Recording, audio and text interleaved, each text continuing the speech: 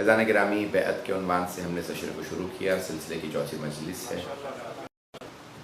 بیعت یعنی انسان جس کی بیعت کرتا ہے اسے افضل مانتا ہے، محترم مانتا ہے، اور اپنے آپ کو اس کے ہاں تسلیم خم مانتا ہے کہ میں اس کے سامنے سرنڈر کر رہا ہوں، تسلیم ہو رہا ہوں، ان کی عظمت کا قائل ہوں۔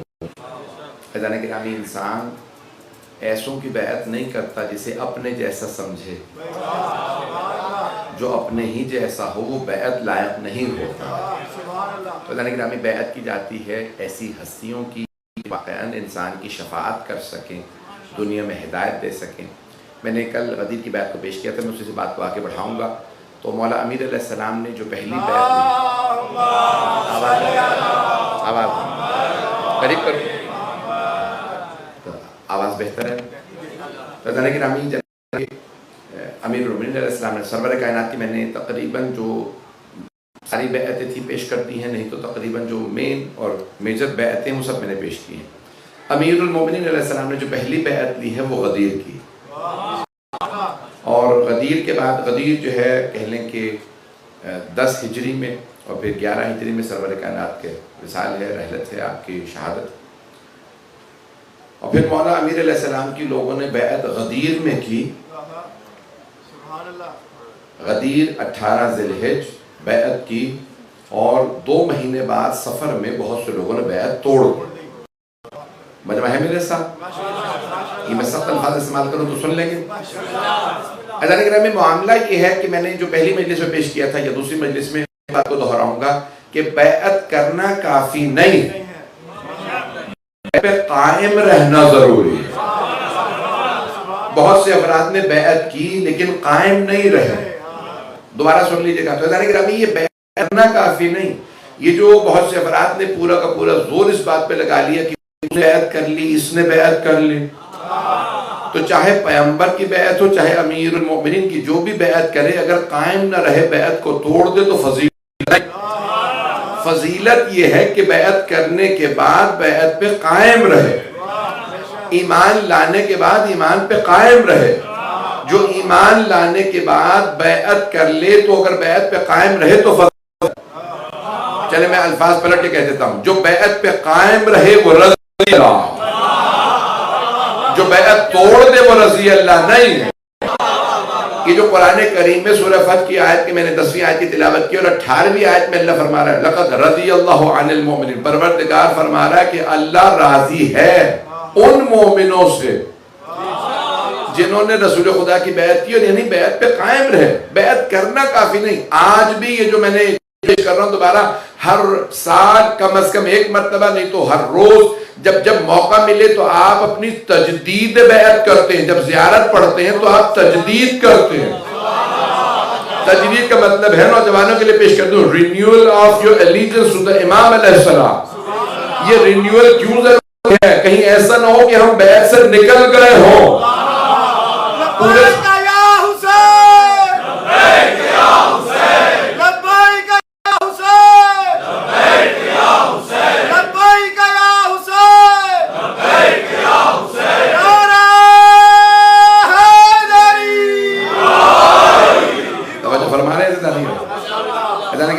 انتظامیہ کوشش کر رہی ہے امام بارگاہ کی توسیع کی، اور جو بلڈنگ بنانا چاہ رہے ہیں جتنا ہو سکے امداد کیجئے۔ بہت سے افراد دیکھ رہے ہیں کہ انتظامات انہوں نے بہت اہتمام کیا، لیکن پھر بھی ضرورت ہے ایک ملٹی پرپس بلڈنگ کی۔ تو میں تاکید کروں کہ انشاءاللہ اس میں بڑھ چڑھ کے حصہ لیجئے تاکہ پھر آئندہ آنے والے برسوں میں بہتر انتظامات اور اس سے بھی انشاءاللہ زیادہ شاندار اور اچھے انداز سے آپ لوگ عزاداری کر سکیں، جناب شہیدوں کو پرسہ پیش کر سکیں۔ ان کی کامیابی کے لیے اور اپنی اپنی سلامتی کے لیے بابا بلند صلوات۔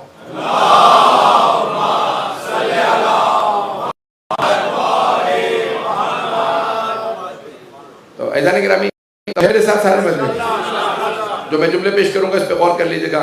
تو یہ بیعت سب سے جو اہم چیز ہے بیعت کے اندر وہ اس پہ قائم رہنا ہے۔ دوبارہ سن لیجئے گا، اہدنا الصراط المستقیم کا ترجمہ کیا بنتا؟ پروردگارہ ہمیں صراط مستقیم پہ قائم رکھ۔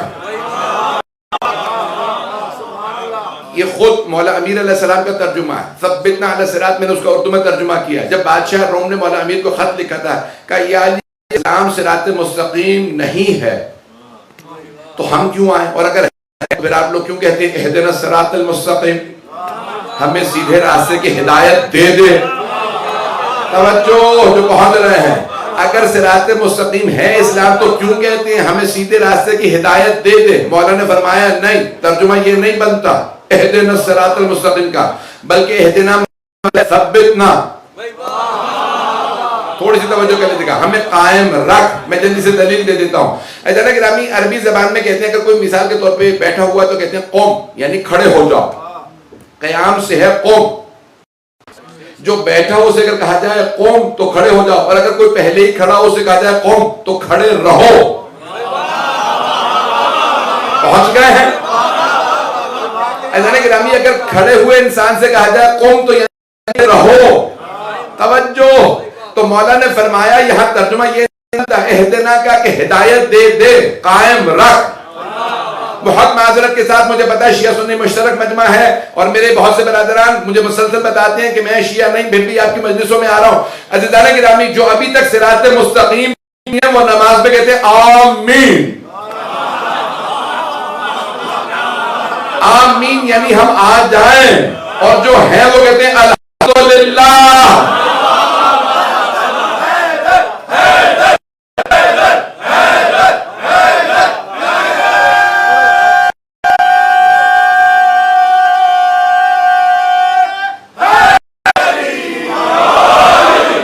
فرما رہے ہیں میرے تمام برابر.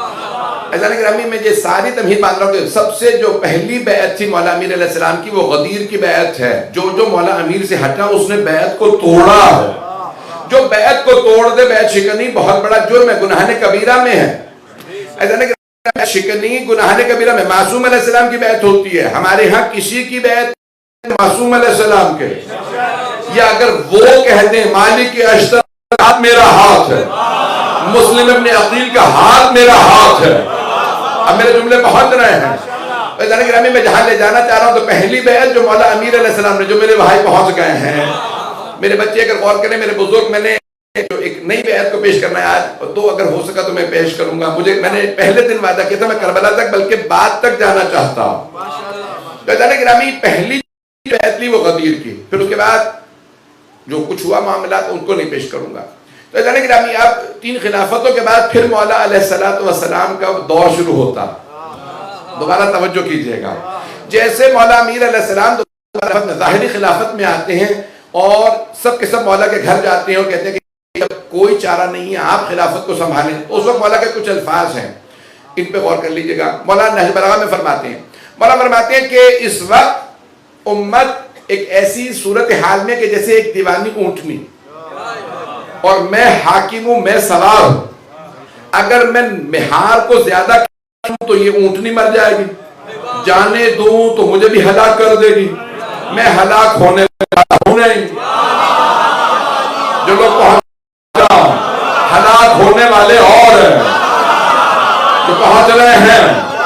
تو مولا نے فرمایا کہ میں اونٹنی کو قابو کرنا جانتا ہوں.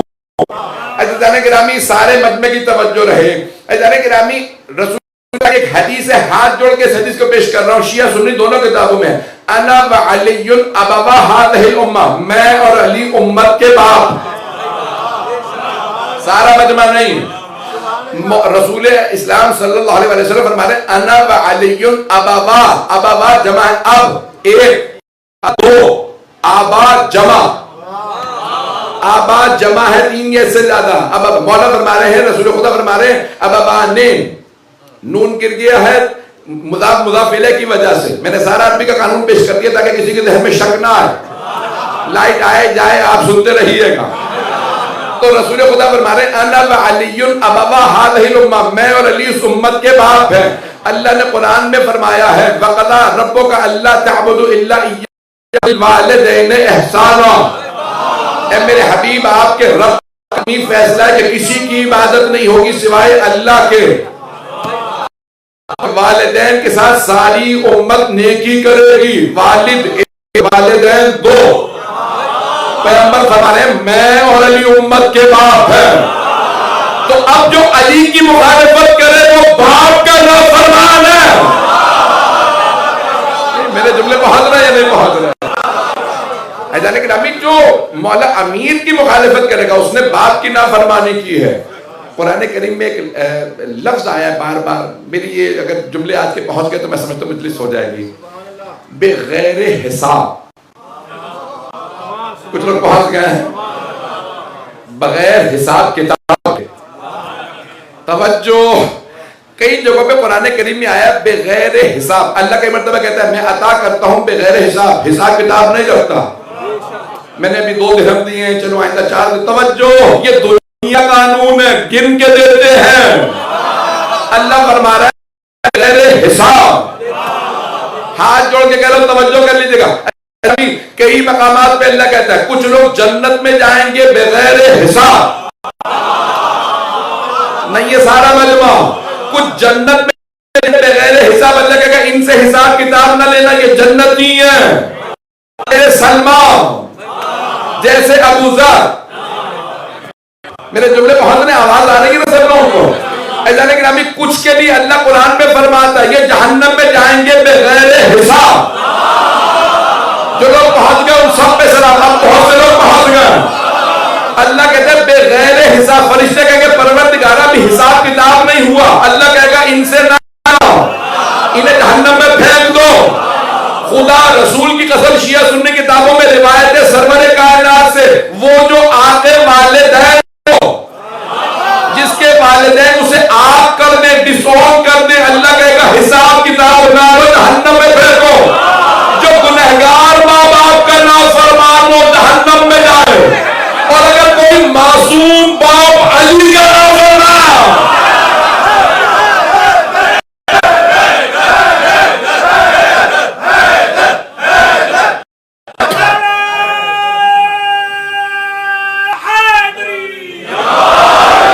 میرے جملے پہنچ رہے ہیں, توجہ فرما رہے ہیں رضانے کے رانی بھئی, سارا مجمع میرے ساتھ رہے. یہ عظمتیں ہیں رسول اسلام صلی اللہ علیہ وسلم. میں اور علی امت کے باپ ہیں. علی and I are the fathers of this nation. اس امت کے باپ ہیں. توجہ, رسول اسلام نے فرمایا ہے کہ میں اور علی امت کے باپ ہیں. نہیں ہے مجمع, میں اور علی امت کے باپ ہیں. باپ ولی ہوتا. اگر کبھی ماں اور باپ میں اختلاف ہو تو ماں پہ بھی باپ کا قانون نافذ ہے. نہیں ہے مجمع, اگر امہات المومنین بھی علی کے مقابلے میں آئے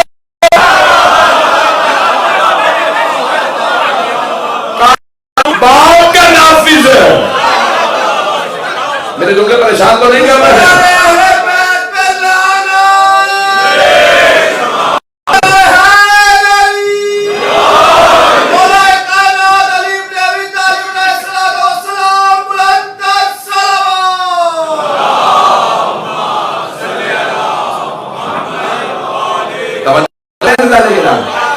میرے جملے پہنچ رہے ہیں تمام حضرات. عزیزان گرامی, بیعت توڑنے کی اجازت نہیں ہے. ابھی میں اور بھی سب جملے کہنے والا ہوں. عزیزان گرامی, قانون اسلام کا سرور کائنات کا سب پہ نافذ ہے. اگر کبھی کوئی کہتے کہ نہیں ماں ہوتی ہے,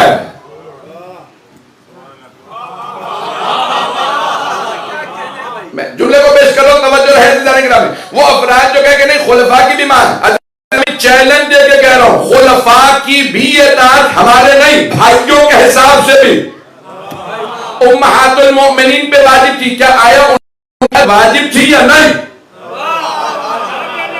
میں صرف غدیر کی بات نہیں کر رہا ہوں. کیا پہلے خلیفہ کی امہات المؤمنین نے بیعت نہیں کی تھی؟ ام المؤمنین نے. توجہ, کیا دوسرے خلیفہ کی بیعت نہیں کی تھی؟ میں ایک سوال کر رہا ہوں, ہمارے تمام کے تمام میرے جتنے بھی اہل سنت بھائی موجود ہیں, میں سب سے سوال کرتا ہوں جہاں جہاں پہ بھی لوگ سن رہے ہیں. عزیزان گرامی, کیا اگر کوئی پہلے 3 خلفاء کو برا کہے, اگر ان کو گالی بکے, کوئی گالی دے, لعنت کرے, تو آپ دین سے خارج نہیں ہے مجمع, سارا مجمع نہیں ہے. ہمارے اہل سنت بھائی کہتے ہیں اگر کوئی پہلے 3 خلفاء کی توہین کر دے, لعنت کرے, تو دین سے خارج. تو چوتھے خلیفہ کا اگر کوئی گالی بکے تو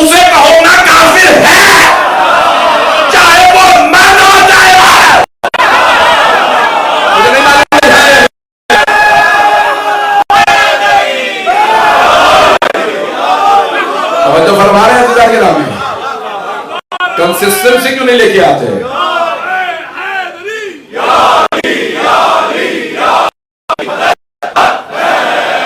کنسسٹنسی کیوں نہیں پیش کرتے؟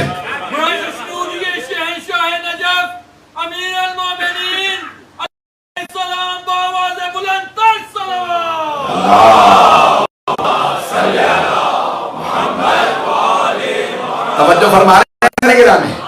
قانون ایسا لاؤ جس میں کنسسٹنسی ہو.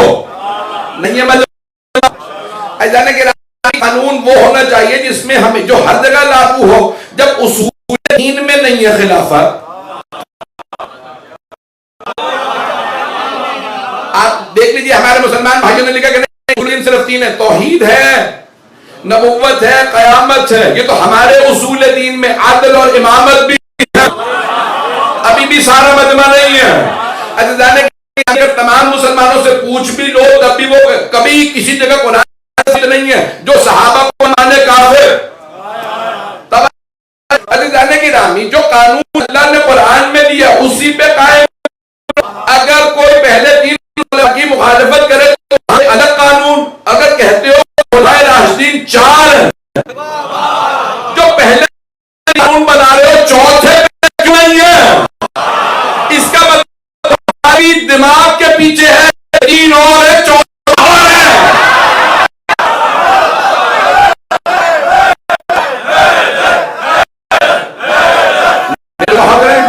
شانتی کر رہا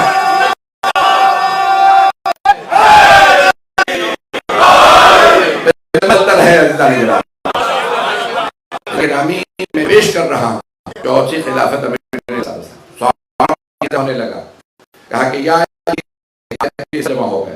یہاں پہ آئے یہ سارا بس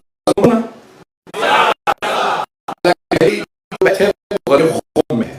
دوسری جو وہ آپ کی خلافت کے فوراً بعد مجھے اس بیت کو پیش کرنا. اگر سننا سنوائیں گے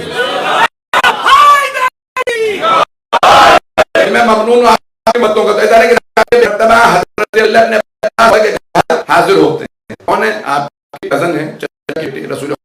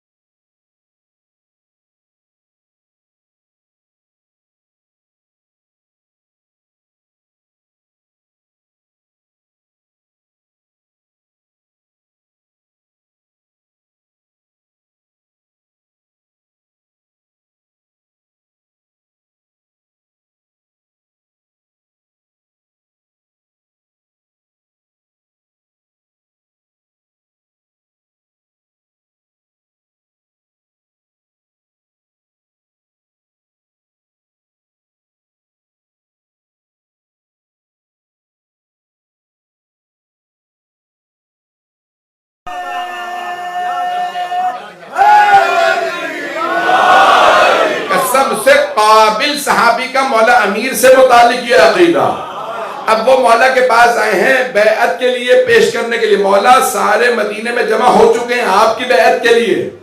تو ایک مرتبہ مولا کائنات پھر بھی اپنے جوتے کو کاٹ کہ یا علی مسجد نبوی بھری ہے، جگہ نہیں ہے، لوگ سڑک گلیاں، پورا مدینہ، پورے دنیا سے لوگ آ رہے ہیں. آپ نے فرمایا کہ ابن عباس ہے میرے چچا عباس کے بیٹے، بتا میرے اس جوتے کی قیمت کیا ہوگی؟ توجہ، معروف جملہ مولا کا، what is the price of my shoe، میرے اس جوتے کی قیمت کیا ہوگی؟ کہ مولا آپ کا ہے اس لیے کچھ نہیں کہہ رہا. کہ نہیں بتا مارکیٹ میں اگر لے جایا جائے میرے اس جوتے کو کیا ویلیو ہوگی؟ کہ مولا اتنی دفعہ آپ نے ریپیئر کر دیا ہے، اس کی کوئی قیمت نہیں، یہ کوڑی کا بھی نہیں بکے گا. توجہ، مولا نے فرمایا ابن عباس ہے عباس کے بیٹے، میری نگاہوں میں اس دنیا کی قیمت میرے جوتے سے کم تر ہے. ساری دنیا جمع ہو جائے ہم علی کے غلام، مجھے فرق نہیں پڑتا.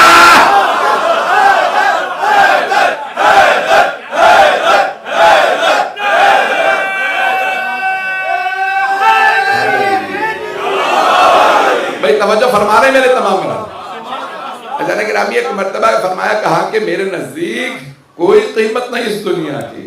پھر آپ نے فرمایا میرے ہی نہیں میرے بیٹوں کے نزدیک. پھر آپ فرماتے ہیں میرے بیٹوں ہی نہیں میرے شیعوں کے نزدیک میرے جوتے کی قیمت اس دنیا سے زیادہ. پتہ نہیں میرے جملے پہنچے یا نہیں پہنچے. ایک مرتبہ انہوں نے کہا کہ مولا تشریف لائیے، اب آئیے مجھے بیعت کو پیش کرنا ہے، میں اپنے انداز سے پیش کروں گا. مولا ایک مرتبہ چلے، اب میں اپنے انداز سے پیش کروں گا. کیسے چلے؟ امیر المؤمنین نے ولایت کی قبا اوڑھی، امامت کی عبا لی، عصمت کا امامہ رکھا، تولا کی تسبیح لی، تبرہ کا ڈنڈا لیا. توجہ، مولا نے نالین زیب تن کیے، زمین قدموں کو چومنے لگی، آسمان سر پہ سایہ کرنے لگا. جیسے ہی دروازہ کھلا لبیک کی صدائیں آنے لگی. نہج البلاغہ میں مولا فرماتے ہیں اتنا ہجوم تھا میرے پاؤں کچلے جا رہے تھے. ہر آدمی کہتا تھا یا علی میری بیعت قبول کر لیجئے، اسے کہتے ہیں بیعت. سارا مجمع نہیں ہے، جو تلوار کے زور پہ ہو وہ بیعت نہیں ظلم ہے. جو لوگ پہنچ رہے ہیں آپ سلامت رہے، جو پہنچ رہے ہیں، میں نے کسی کا نام نہیں لیا ہے. جانے کہ رامی مولا کائنات فرماتے ہیں سارا مجمع ٹوٹ کے مجھ پہ گر رہا تھا. کہا میرے چاہنے والے چھڑوا رہے کہ ابھی رک جاؤ، مولا کو ممبر پہ آنے دو، مولا ممبر پہ بیعت لیں گے. میں سارا پڑھنے والا ہوں مضمون. چوتھی خلافت کے وقت جو مولا امیر علیہ السلام آئے، ایک مرتبہ کا رک جاؤ بیعت لیتا ہوں. سارا مجمع جمع ہونے لگا. مسجد نبوی بھری ہوئی ہے، گلیاں پورا کا پورا مدینہ میں مصر سے عراق سے لوگ آئے ہیں. مولا ایک مرتبہ ممبر پہ آئے. جملے سن لیجئے گا، یہ سارے شیعہ جو ہیں کوئی ایسا نہیں ہوگا میرے جملوں پہ ناراض ہو. سخت ترین جملے مولا کا عام طور سے کہا جاتا ہے نا کہ کوئی بھی آدمی جو الیکشن لڑنے لگتا ہے نا وہ اپنا مینیفیسٹو پیش کرتا ہے. مینیفیسٹو منشور وہ بتاتا بھی میں حکومت کیسے چلاؤں گا. وہ کہتے ہیں کہ امیر المومنین کا یہ خطبہ آپ کا منشور ہے. اگر میں اس کو پیش کر پاؤں، میں سارا خطبہ نہیں پڑھوں گا، آپ لوگ پہلے گھبرا گئے میرے ڈرانے سے. لیکن ابھی مولا امیر نے اپنا منشور پیش کیا. اب آئیے سنیے، میں جانتا ہوں بہت سے لوگ ناراض ہو گئے لیکن میں پورا پڑھنا چاہ رہا تھا. چند جملے سن لیجئے. مولا امیر ایک مرتبہ ممبر رسالت پہ آئے. جملہ میں نے وہاں کہا تھا تو ہرا رہا ہوں. اللہ کے رامی سب نے لکھا ہے کہ جب پہلے خلیفہ آئے تھے تو انہوں نے ممبر کو دیکھا، پھر اپنے آپ کو. سارے صحابہ سے خود ہی فرمایا میں ممبر لائق نہیں ہوں، جہاں پیغمبر کے قدم آتے تھے وہاں بیٹھوں گا. جب دوسرے خلیفہ آئے تو انہوں نے کہا میں تو پہلے جیسا بھی نہیں ہوں، میں وہاں بیٹھوں گا جہاں دوسرے خلیفہ کے پاؤں آتے تھے. تیسرے خلیفہ تیسرے پائیدان پہ، تینوں پائیدان ختم. اب سارے دیکھ رہے ہیں پائیدان ختم، علی کہاں بیٹھیں گے؟ مولا تشریف لائے، پہلے پائیدان پہ قدم رکھا، دوسرے پہ قدم، تیسرے پہ قدم. وہاں تشریف فرما ہوئے جہاں پیغمبر بیٹھا کرتے تھے. مجمع کو دیکھ کے کہا سلونی سلونی.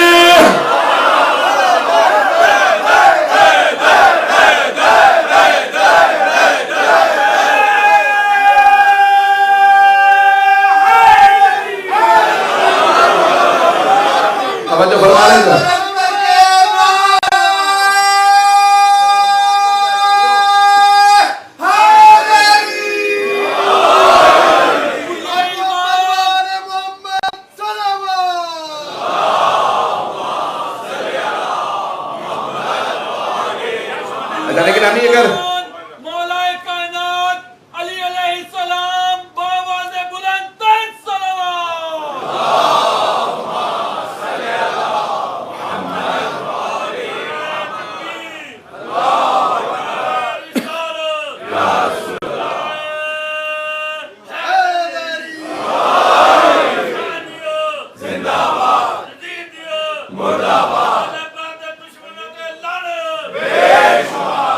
اگر آج تھوڑا سا وقت زیادہ لوں گا تو چلیں گے نا. 11 بج گئے ہیں, شب بیداری مجھے ہے, اندازہ ہے, لیکن میں آج کمپلیٹ کرنا چاہتا ہوں جو میں مضمون چھیڑا. ایزان گرامی میں اتنا کھل کے اس لیے پیش کر رہا ہوں کہ شیعہ سنی مشترک مجمع ہے تاکہ کوئی شبہہ اور اشکال ذہن میں نہ لے کے جائے. مجھے معلوم ہے مجھے 2 ہفتے میں پھر دوبارہ کراچی پہنچنا, حالات بھی ذہنوں میں, شہادتیں بھی دیکھ رہا ہوں, لیکن اگر ڈر گیا تو پھر میں علی والا ہی نہیں ہوں. جملے پیش کر رہا ہوں, مولا کائنات تشریف لائے, سارا مجمع دیکھنے لگا. امیر المومنین جیسے بیٹھے صحابہ نے کہا لگتا ہے رسول خدا واپس آ گئے. چہرہ ویسے ہی چمک رہا ہے جیسے پیغمبر کا چہرہ چمکتا تھا, نور ویسا جیسا پیغمبر کے چہرے پہ تھا. میرے مولا نے ایک مرتبہ خطبہ دیا, جملوں کو سنیے گا, سخت ترین جملے, لیکن آپ میں سے کوئی برا نہیں ملائے گا. جو چاہنے والا ہوتا ہے وہ ہر بات کو قبول کرتا ہے. مولا نے فرمایا میری حکومت عدل و انصاف پہ استوار ہوگی. مولا نے فرمایا کہ یاد رکھو جو بیعت کرے گا, چند اصول دے رہا ہوں, اگر تم میں سے کسی کے باپ نے بیت المال سے اگر تمہاری ماں کا حق مہر بھی ادا کیا تو میں واپس لے لوں گا. تو تھے نہ کچھ لوگ, پتہ نہیں لوگ ہیں یا نہیں ہیں, بڑے سخت ترین الفاظ ہیں مولا کے. مولا فرما رہے ہیں کہ میں جو کچھ بیت المال سے لوٹا گیا سب واپس لوں گا. سارا مجمع سانپ سو گے. آپ کی بات نہیں کر رہا ہوں, مسجد نبوی کی بات کر رہا ہوں. سب پریشان. ایک صاحب نے دوسرے کو کوہنی ماری, کہا علی ایسا کریں گے یا یہ سیاسی تقریر ہے؟ اس ایسا پولیٹیکل سپیچ یہ نہیں ہے. آپ جانتے نا کہ سیاستدان سیاسی تقریروں میں بہت کچھ کہہ جاتے ہیں, پتہ نہیں لوگ پہنچ رہے ہیں نہیں پہنچ رہے ہیں. بھئی میں پاکستان ہندوستان کی بات نہیں کر رہا, میں تو اپنی مجلس پڑھ رہا ہوں. ایک مرتبہ مولا کائنات نے خطبہ دیا, لوگوں میں ایک پریشانی ہے جان, ایک ہلچل مچ گئی کہ واقعا ایسا تو نہیں کہ علی اس پہ عمل کرے. تو ایک صاحب نے کہا سیاسی بھاشن ہے, یہ تو سیاسی تقریر ہے, سیاستدان بہت کچھ کہہ دیتے ہیں, علی عمل نہیں کریں گے. ایزان گرامی انہیں دھوکہ یہ تھا کہ مولا عمل نہیں کریں گے. توجہ, جیسے ہی مولا نے عمل درآمد شروع کرایا سب نے کیمپ بدلنے شروع کیے, پارٹیاں چینج ہونے لگی, کوئی جمل کی تیاری کرنے لگا, کوئی صفین میں بھاگا, کسی نے نہروان میں مورچہ بنایا. پتہ نہیں لوگ ہیں یا نہیں ہیں.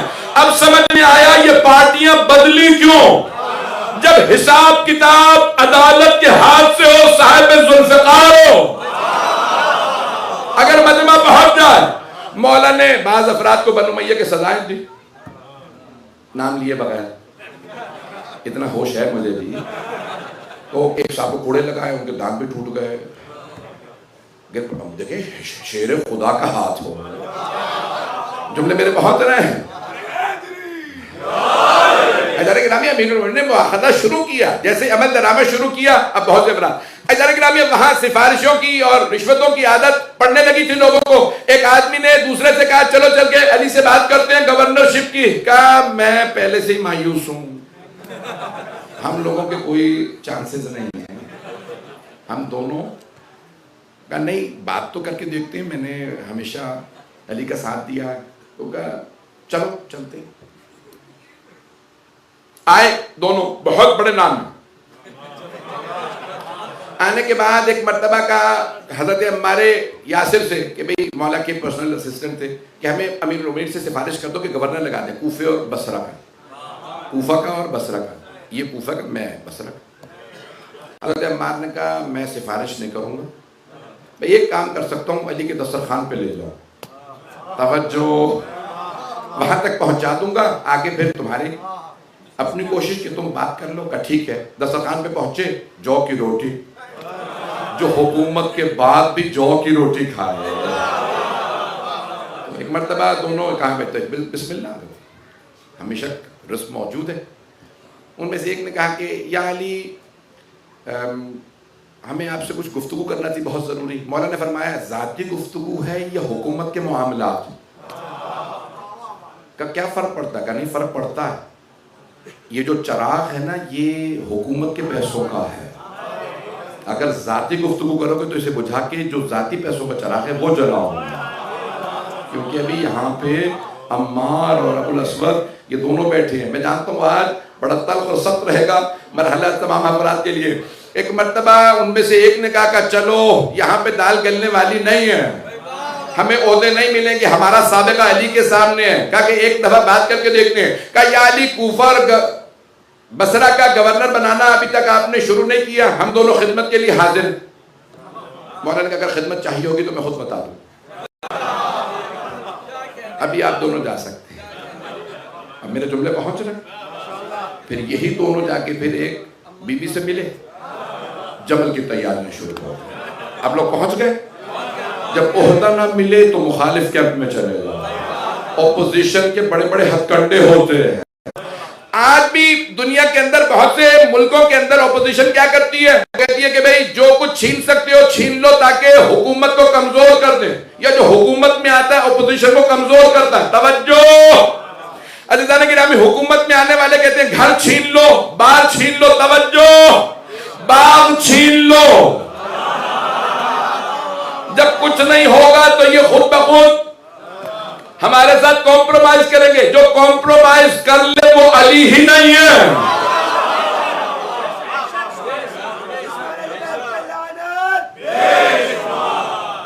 سخت نہ پڑھوں اگر کہیں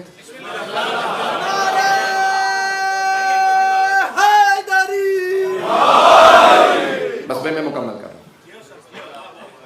یہ جب مولا امیر علیہ السلام نے خلافت سنبھالی, مولا نے خطبہ دیا اور پھر آپ نے فرمایا کہ بیعت کے لیے جو بھی آنا چاہتا ہے آ جائے.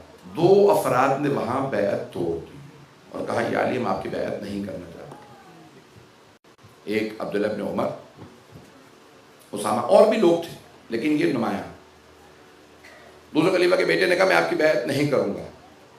حضرت مالک اشتر نے ایک مرتبہ آگے بڑھ کے کہا مولا اگر آپ حکم دیں میں باہر لے جا کے سر قلم کر دوں. لیکن جو عاشق چاہنے والے ہیں تو اپنے حساب سے انہوں نے سوچا کہ یا علی یہ آپ کی مخالفت کر رہا ہے تو میں باہر لے جا کے اسے مار دوں. مولانا نے کہا نہیں, مارنے کی ضرورت ہی نہیں, تلوار سے بیعت لینے والے اور تھے, میں تلوار کے زور پہ بیعت نہیں لوں گا, جو جانا چاہتا ہے چلا جائے. عزیزان گرامی, مولا کے وہاں پہ سخت ترین الفاظ ہیں. ایک مرتبہ جملہ کہا کہ اگر تو اپنے باپ کو بھی مانتا ہوتا تو میری بیعت کو واجب سمجھ کے کرتا, لیکن اگر ایک بات یاد رکھ لے, اب اگر تو بیعت کرنا بھی چاہے تو علی بیعت نہیں لے گا. جو بیعتوں کے محتاج جو دنیا دار, جو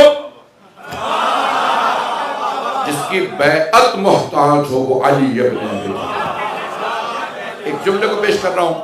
میں جانتا ہوں میں نے آج بہت تلخ اور سخت جملے پڑھے ہیں, بہت معذرت کے ساتھ. حضرت سعد بن سوحان کا جملہ سن لیجیے. مولا کے ایک چاہنے والے ہیں حضرت سعد بن سوحان. میں نے ان کے بہت سے واقعات پڑھے ہیں, آپ کے ذہنوں میں ہوں گے. یہ میں نے نہیں پیش کیا آپ کے سامنے. انہوں نے جناب مولا کائنات کو جب منبر پہ دیکھا کہا کہ زینت الخلافہ مازانت کا, یا علی آپ نے خلافت کو زینت بخش دی. خلافت نے آپ کو کوئی بھی زینت نہیں دی. میں جملہ نہیں پہنچا سکتا. بہت سے لوگ اپنا تعارف عہدے سے کرواتے ہیں. میں صدر تھا, میں وزیر اعظم تھا, میں گورنر تھا, میں چیف منسٹر تھا, میں فورن منسٹر تھا. کچھ لوگوں کی پہچان عہدہ ہوتے ہیں. مولا فرما رہے عہدوں کی پہچان علی ہے.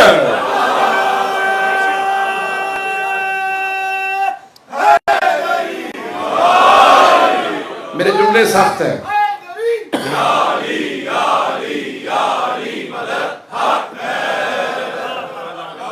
میرے جملے پہنچ رہے تھے جانے کے لیے. تفصیل میں نے مولا امیر علیہ السلام نے پھر بیعت لی. بہت سے لوگوں نے بیعت کی. سب سے جو پیش تھے حضرت مالک اشتر اور حضرت عمار ابن یاسر. یہ 2 ہستیاں مولا کے دائیں اور بائیں بازو شمار ہوتے ہیں. توجہ ہے میرے ساتھ. اور یہ میرے جملے نہیں ہیں, مولا کے بڑے بڑے دشمنوں کے جملے ہیں. علی کے سیدھے ہاتھ کا نام مالک اشتر ہے, علی کے الٹے ہاتھ کا نام عمار ابن یاسر ہے. سب سے پہلے جن کے والدین شہید ہیں عزیزان گرامی، قربانیوں کے بعد امیر المومنین. آسان نہیں ہے علی ابن ابی طالب کو ماننا، آسان نہیں. مولا نے کہا کہ جو بیعت نہیں کر رہا خبردار اس سے بیعت نہ مانگنا، اگر اب وہ بیعت کرے گا بھی تو مجھے قبول نہیں. وہ حق معذرت کے ساتھ سخت جملے کہے، میں ختم نہیں کیا، اس سے بھی سخت جملہ پڑھنے والا ہوں.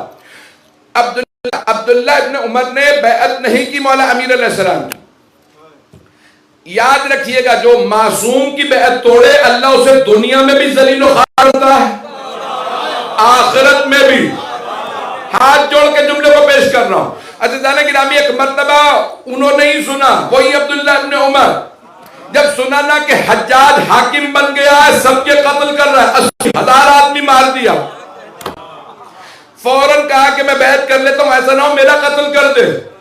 پہنچے حجاج کے پاس، کہا کہ میں بیعت کرنے آیا. کہا کیوں آیا؟ جانتا یہ خلیفہ کا بیٹا. کہا کیوں آیا تو؟ سارے مجمع میں بھائی کی کہا کیوں آیا؟ کہا مجھے حدیث نبوی یاد آ گئی تھی، جس نے اپنے زمانے میں امام کی بیعت نہیں کی وہ کفر کی موت مرا. آپ اس وقت امام ہے، میں بیعت کرنے آیا. کس کو کہہ رہا ہے؟ حجاج کو. مجھے نہیں معلوم میرے جملے بہت زیادہ سخت تو نہیں ہو گیا؟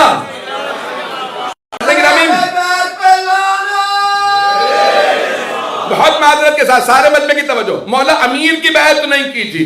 جب حجاج کی بیعت کرنے کے لیے پہنچا، سارے مورخین نے لکھا، شیعہ سنی مورخین نے لکھا، حجاج تخت پہ تھا، کہ میرے ہاتھ مصروف ہے کچھ لکھ رہا ہوں، میرے پاؤں پہ بیعت کر لے. توجہ. ایک مرتبہ حجاج ملعون نے کہا عبداللہ ابن عمر سے، دوسرے خلیفہ کے بیٹے عبداللہ سے کہا میرے پاؤں پہ بیعت کر لے. اس کے منہ کے سامنے پاؤں رکھا، اس نے پاؤں پہ بیعت کر لی. نہیں ہے مجمع.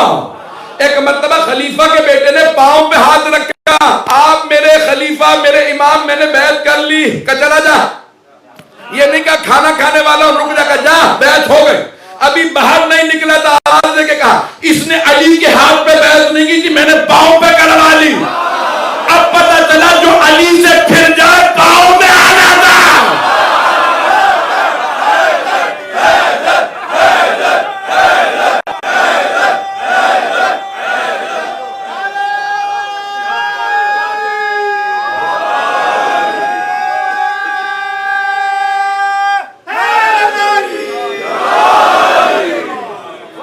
میرے جملے پہنچ نہیں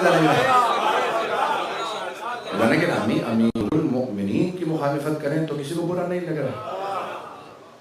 مولا کائنات کہ نہیں یا علی آپ کی بیعت نہیں کروں گا.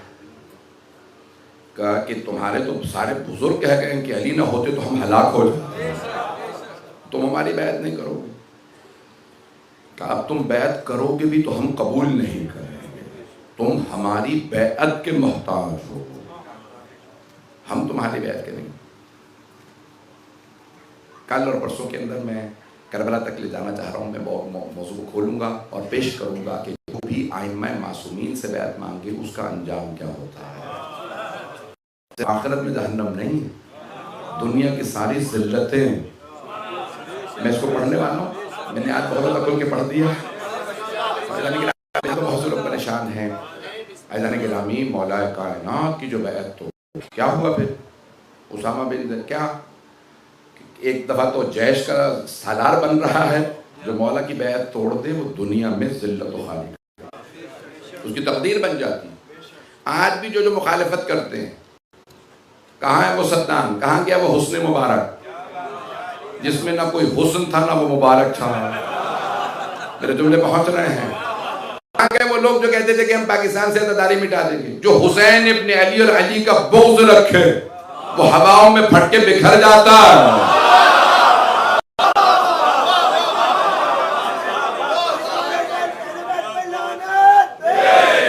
میں جانتا ہوں میں نے بہت آج سخت ترین الفاظ کے اندر کی ساری خدمت میں پیش کی ہے. عزیزان گرامی، ہم کسی بھی دشمن امیر المؤمنین سے کبھی بھی کمپرومائز نہیں کر سکتے.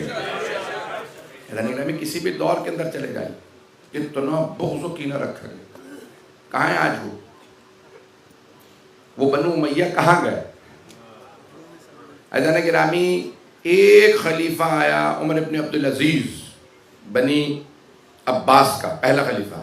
اس نے کہا سارے کے سارے بنو امیہ کی خبریں کھودو اور لاشوں کو آگ لگا دو. یہ پتہ یہ تاریخ میں لکھا, تاریخ میں لکھا, کہا صرف یعنی یہ ابو العباس صفاح, اس نے کہا عمر ابن عبدالعزیز کی قبر کو رہنے دو, بنو امیہ میں سے باقی سب کی قبروں سے لاشیں نکال کے آگ لگا دو. عزیزان گرامی وہ شیعہ تو نہیں تھا. عزیزان گرامی اللہ سبحانہ و تعالیٰ کئی مرتبہ علی کے ایک دشمن سے دوسرے دشمن کو قتل کروا دیتا ہے اور پھر دکھاتا ہے دیکھو کہاں کھڑے ہو. یہ آج جو اتنے افراد بغض و کینہ لیے امیر المومنین کا بیٹھے اپنے آپ کو مسلمان کہتے ہیں. میں مکمل کر رہا ہوں عزیزان گرامی, بہت معذرت, لیکن اگر میں کھل کے پیش نہ کروں ہمارے نوجوانوں کی تربیت کیسے ہوگی, ان کے عقائد صحیح کیسے ہوں گے. عزیزان گرامی ہمیں عقائد اپنے ممبر سے بھی ہم نہ پڑھ سکیں گے تو ہم اپنے عقائد کو کہاں سے پیش کریں گے. ان عقائد کو پیش کرنا ہماری ذمہ داری ہے. عزیزان گرامی آج کئی ایسے مسلمان ہیں کہ جو کہتے ہیں کہ ہمیں یہ آپ ہی سے سننے کے بعد پتہ چلا کہ یہ اختلافات ہے یا یہ سب کچھ ہوا. یہ جتنے افراد پوری دنیا کے اندر اہل بیت سے دور ہیں اس میں سب سے بڑے مجرم خود علماء ہیں, چاہے وہ اہل سنت کیوں یا شیعہ. کوئی بھی جب اہل بیت کا ذکر نہیں کرے گا وہ لوگوں کو اہل بیت علیہ السلام سے دور کر رہا ہے. عزیزان گرامی سب سے بڑا ظلم یہ ہے کہ لوگوں نے, مولا خود فرماتے ہیں اتنا مجھے گرایا, اتنا گرایا اور میرا نام برابری میں لیا گیا. آج کئی لوگوں کو معلوم ہی نہیں ہے اہل بیت کی کتنی فضیلت ہے. وہ یہ سمجھ رہے ہوتے ہیں کہ باقی جیسے تھے ویسے اہل بیت تھے.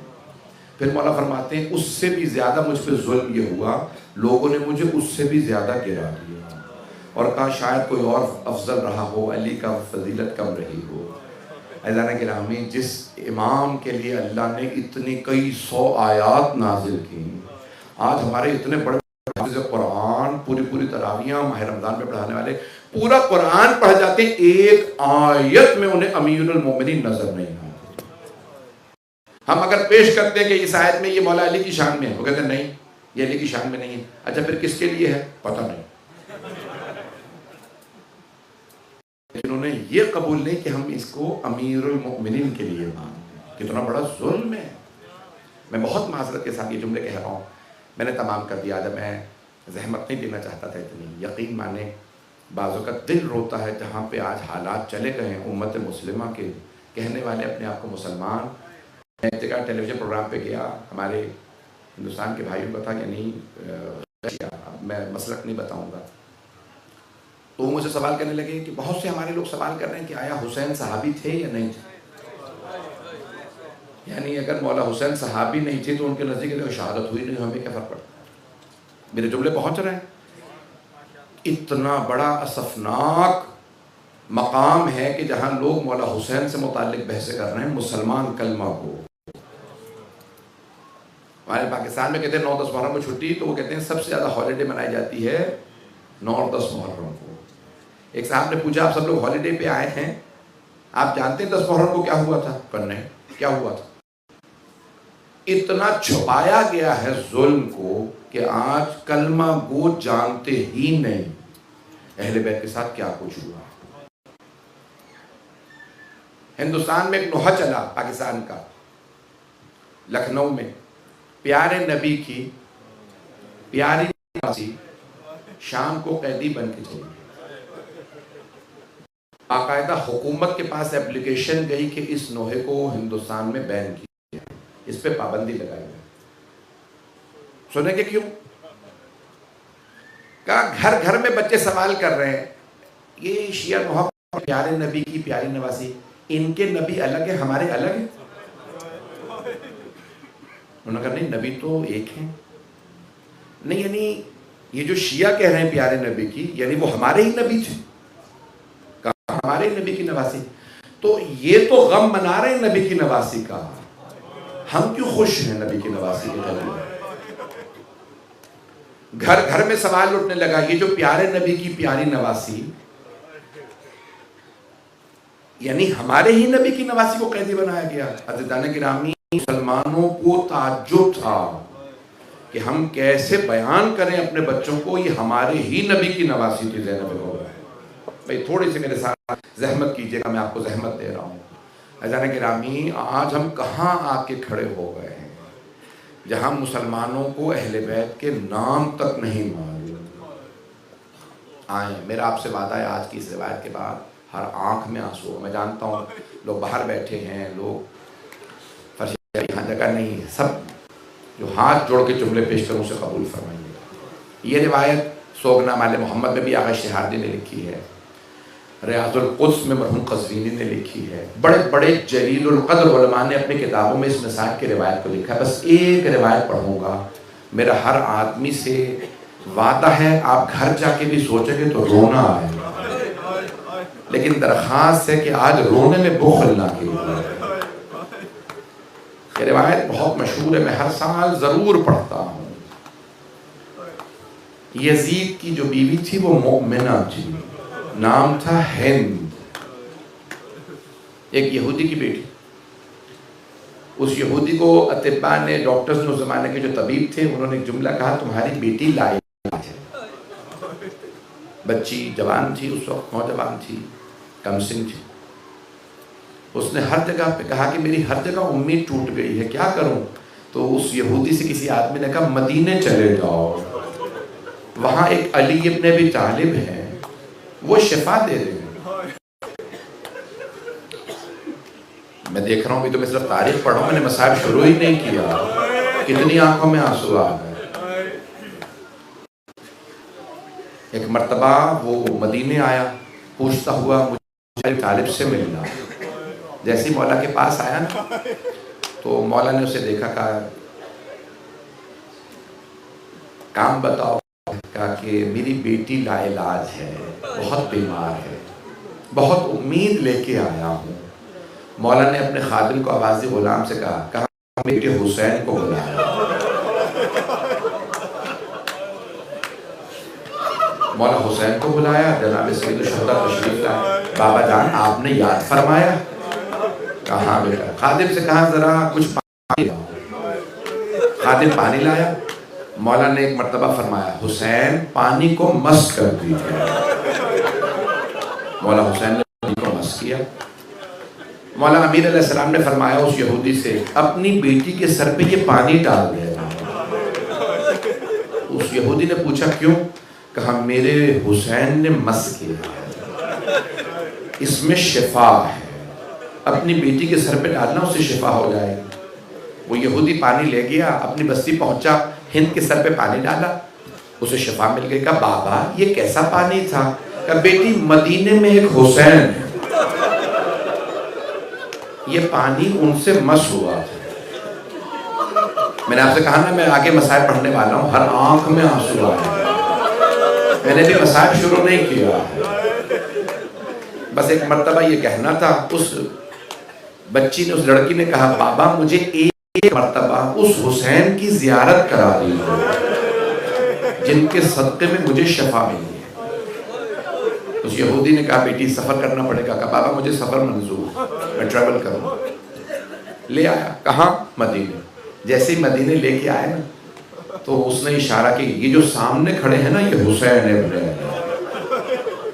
وہ یہودی لڑکی تھی، اس نے دیکھا، کہا میں نے زندگی میں اتنا نورانی ہستی کو نہیں دیکھا، چہرے پہ نور، ہیبت و جلال۔ کہا بابا اگر یہ مسلمانوں کے پیشوا ہیں تو میں بھی مسلمان ہوں۔ اس بچی نے کلمہ پڑھا اور مولا حسین سے عرض کیا کہ میں آپ کا کلمہ پڑھتی ہوں، آپ کے نانا کا پڑھ رہی ہوں، آپ پہ ایمان لے آئی، مجھے کچھ سکھائیے۔ مولا نے کہا اگر سیکھنا ہے تو میری بہن کے پاس چلیے۔ مولا کے گھر میں آئے، دیکھا وہاں جناب زینب کبریٰ۔ بھئی اب رونے میں کوئی بوخ نہیں تھا، آپ نے تو فضائل میں ہی ماحول بنا دیا۔ جناب زینب سے ہند نے پوچھا بی بی مجھے کچھ سکھائیے۔ بی بی نے فرمایا مجھ سے سیکھنا چاہتی ہے تو پردہ سیکھ لے۔ بی بی نے اسے پردہ سکھایا۔ اب یہ تفصیل کا وقت نہیں رہا، ماحول مصائب کا بن گیا ہے کہ اب کیسے ہوا کہ ایک مرتبہ معاویہ اپنے بیٹے یزید سے اس کو بیاہ کے لے گیا۔ وہ لڑکی بہت خوبصورت تھی، یزید سے اسے شام لے گیا۔ ہند شام چلی تو گئی لیکن ہر شب جمعہ نظر دلاتی تھی مولا حسین کی سلامتی. شاید میرے جملے پہنچ جائے. شب جمعہ میں کہتی پروردگار مولا حسین سلامت. مولا کی سلامتی کی دعائیں مانگتی جیسے ہم دعائیں سلامتی ہمیں زمانہ پڑھتے ہیں. ہند مولا حسین کا بہت احترام کرتی. ایک دن آیا کسی خاتون نے کہا ہند تیرے شوہر یزید کو باغیوں پہ فتح نصیب. ہند کو نہیں معلوم کون باغی کیا. کہاں تھے یہ باغی؟ کا کربلا میں مارے گئے. کہا باغیوں کی بہنیں اور بیٹیاں قیدی بنا لی، انہیں شام لایا جا رہا ہے، وہ دمشق پہنچنے والی ہے. ہند کو نہیں معلوم یہ کون ہے. ہند نے کہا کہ بھئی میں بھی دیکھنا چاہتی ہوں باغیوں کی بہنیں اور بیٹیاں ہیں کیسی. میرے لیے ایک نیا برقع سلوا دو. میں نئے برقع لاؤں کی دربار میں. پھر کہا اگر دیکھ سکے تو سب میری طرف دیکھیے گا. کہا برقع کا نقاب باریک رکھنا تاکہ میں دیکھ سکوں بہنیں کیسی. باغیوں کی بہنیں بیٹیاں تو میں چاہتی ہوں نقاب باریک رکھنا. ہند نے نیا برقع سلوایا، نقاب پہنا، آئی دربار میں. کیوں؟ پردہ کرتی تھی نا کہ دربار نامحرموں کا ہے. پھر ایک مرتبہ خود ہی کہنے لگی میرے لیے تخت لگوا دینا، میں زمین پہ کھڑے نہیں ہونا چاہتی. یزید کے دربار میں زمین پہ نہیں کھڑی ہوں. جانتی تھی یزید شرابی، شوہر کو جانتی تھی. آئی اگر دیکھ سکے سب سے درخواست کروں گا میری طرف دیکھیے گا. ہند تخت پہ کھڑی تھی، بیبیاں دوسرے دروازے سے دربار میں داخل. بیبیوں کے ہاتھوں میں رسیاں تھیں، چادریں چھین لی گئی تھیں. جیسے ہی بیبیاں داخل ہوئی نا یزید کے دربار میں، دور سے جناب زینب کی نظر پڑی ہند پہ. جیسے ہی بیوی نے ہند کو دیکھا بیوی کو رونا آیا. بیوی نے آواز دے کے کہا ام کلثوم پہچانا سامنے کون ہے؟ دیکھ رہے سب لوگ میری طرف. جناب ام کلثوم نے فرمایا بی بی جب سے عباس کی شہادت ہوئی میری دور کی بینائی کمزور ہو گئی، مجھے دور کی چیزیں نظر نہیں آتی. جناب زینب نے فرمایا ام کلثوم غور سے دیکھو سامنے ہند ہے. جناب ام کلثوم نے فوراً فرمایا بی بی وہی ہند جسے ہم نے پردہ سکھایا تھا. جناب زینب نے فرمایا ہاں ام کلثوم وہی ہند جسے ہم نے پردہ سکھایا تھا. دونوں بہنوں نے ایک دوسرے کو دیکھا رونے لگے. جناب ام کلثوم نے فرمایا بی بی جسے ہم نے پردہ سکھایا تھا وہ تو پردے میں ہے لیکن ہماری چادریں میں. اجرکم اللہ. آپ جانتے ہیں نا اگر مسائل میں کوئی اپنا مل جائے تو انسان کو زیادہ اذیت ہوتی ہے. اسے کیا کیا بتائیں ہم پہ کیا کیا گزری ہے. بس بھئی اب اگر دیکھ سکے تو دیکھیے گا، نہیں تو آنکھیں بند کر کے ذرا شام چلیے. پہلی سفر کو بیبیاں شام پہنچی. جیسے ہی بیبیاں تخت کے سامنے سے گزر رہی تھی نا ہند کے، تو جیسے گزری ہند نے آواز دی جناب زینب کو من ای بلاد انتم، آپ لوگ کون سے شہر کے رہنے والے ہیں؟ جناب زینب نے سر جھکائے جھکائے فرمایا نحن من بلاد المدینہ، ہم لوگ مدینہ شہر کے رہنے والے ہیں. بس مدینے کا نام آنا تھا، ہند تخت سے اتری زمین پہ آ گئے. بس ہند کا زمین پہ آنا تھا. جناب زینب نے سوال کیا کیا بات ہے آپ تخت کیوں اتری ہیں؟ ہند نے بڑے ادب سے کہا بی بی مدینے والوں کے احترام میں. نقاب باریک تھا، چہرہ نظر آ رہا تھا. تو جناب زینب نے فرمایا مدینے والوں کے احترام میں. کہا ہاں بی بی مدینے والوں کا بہت احترام کرتی ہوں. ہند نے کہا بی بی اگر میں آپ سے مدینے والوں کا پوچھوں تو کیا آپ جانتی ہیں مدینے والوں کو؟ جناب زینب نے فرمایا کس کا پوچھنا چاہتی ہو، کون ہے تمہارا مدینے میں؟ کہا بی بی مدینے میں میرے مولا حسین رہتے ہیں. مولا حسین کا نام آنا تھا، جناب زینب کے آنسو بہنے لگے۔ بیوی نے ایک مرتبہ کہا ہند اور کس کا پوچھنا چاہتی ہو؟ ہند نے تعجب سے جناب زینب کو دیکھا۔ بیوی میرے مولا کا ایک بیٹا ہے، نام علی اکبر ہے، ہم شکل پیغمبر ہیں، بہت خوبصورت ہے۔ مولا علی کا نام آنا تھا، بیوی کا گریہ اور بلند ہوا۔ ایک مرتبہ کہا اور کس کا پوچھنا چاہتی ہو؟ کہا بیوی میرے مولا کا ایک اور بیٹا ہے، نام سجاد ہے، عبادت کا پیکر ہے، بہت خوبصورت ہے۔ بیوی نے کہا اور کس کا پوچھنا چاہتی ہو؟ کہا بیوی میرے مولا کا ایک بھائی ہے، نام عباس ہے، غیرت کا پیکر ہے، بہت خوبصورت ہے۔ اب آخری جملے پیش کر رہا ہوں، ہاتھ جوڑ کے اگر دیکھ سکیں۔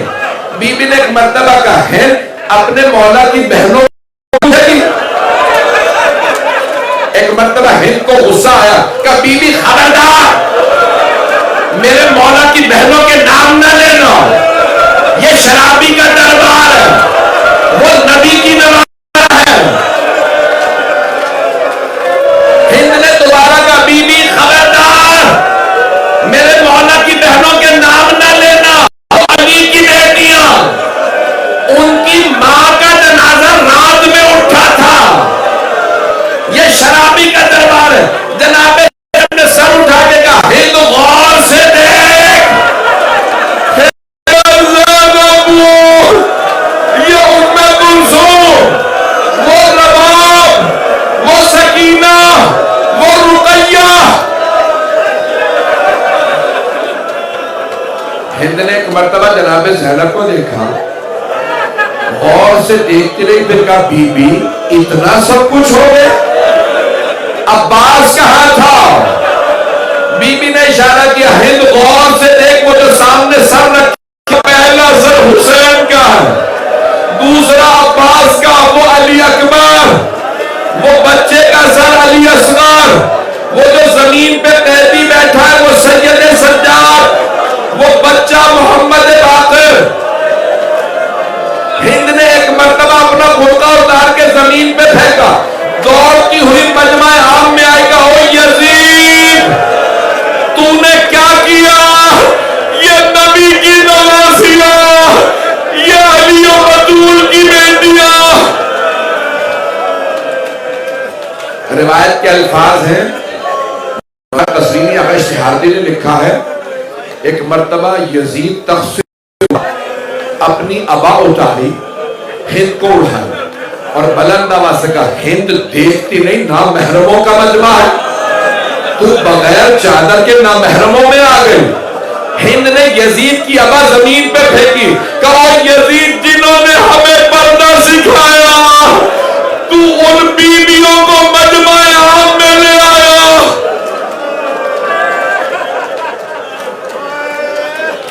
الا لعنت اللہ علی القوم الظالمین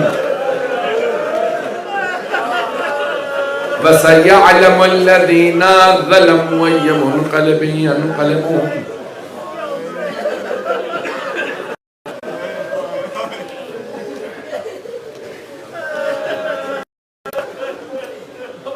بس بھائی لائٹیں جلا رہے ہیں، میں پیش کروں آپ کی خدمت میں الفاظ، ہاتھوں کو بلند کیجیے۔ جانتا ہوں میں نے مجلس کو تھوڑا طویل کر دیا، پروردگارا واسطہ ان بیویوں کی مظلومیت، دنیا میں حالات خراب ہیں، بہتر فرما، غزہ میں، فلسطین میں، لبنان میں، شام میں، عراق میں، پاکستان میں، ہندوستان میں، افغانستان، یمن، بحرین، افریقہ کے ممالک، سب پہ رحم فرما۔ پروردگارا جو ہاتھ بلند کسی کو رد نہ فرما۔ پروردگارا ہم نے تو صرف مصائب سنے ہیں، ہم نے دیکھا کچھ نہیں ہے۔ مولا سجاد پہ بڑی قیامت گزری جب یزید کے دربار میں علی کی بیٹیاں تھیں۔ اب سے 100 برس پہلے ہمارے بہت بڑے مرجع گزرے مرزا سید حسن شیخ، جب ان کے نجف میں مجلس تھی دفتر میں، تو ایک ذاکر نے پڑھتے ہوئے جملہ کہا، علی کی بیٹی یزید کے دربار میں آ گئی۔ آقا نے بلند آواز سے کہا، اس جملے کا حق ادا ہو لینے دو۔ اے ذاکر ابھی رک جا۔ بہت دیر تک آقا روتے رہے۔ اس نے دوبارہ کہا، علی کی بیٹی زینب کبریٰ شرابی کے دربار میں آ گئی۔ آقا نے کہا، رک جا، ابھی اس جملے کا حق ادا ہو لینے دو۔ جب تیسری مرتبہ اس نے دہرایا، آقا بے ہوش ہو گئے۔ جب چہرے پہ پانی ڈالا، آقا کس بات نے آپ کو اتنا رلایا؟ کہا، میں سوچ کے بتا، امام کھڑے تھے، علی کی بیٹی ہو شرابی کے دربار میں۔ اجرکم اللہ، مولا کے لیے قیامت تھی۔ مولا سجاد کے لیے بڑا سخت امتحان تھا۔ میں جملہ پڑھوں اگر برداشت کر سکے۔ آپ نے پڑھا کہ سنا ہے جناب حضرت ایوب کا واقعہ؟ جناب ایوب کے بیٹوں کا انتقال ہوا، گھر گرا، جناب ایوب نے صبر کیا، بیمار ہوئے صبر کیا، فصلیں جلی صبر کیا، باغات اجڑ گئے صبر کیا۔ ان کی زوجہ تھیں حضرت یوسف، نام رحمہ تھا، دونوں بوڑھے ہو چکے تھے۔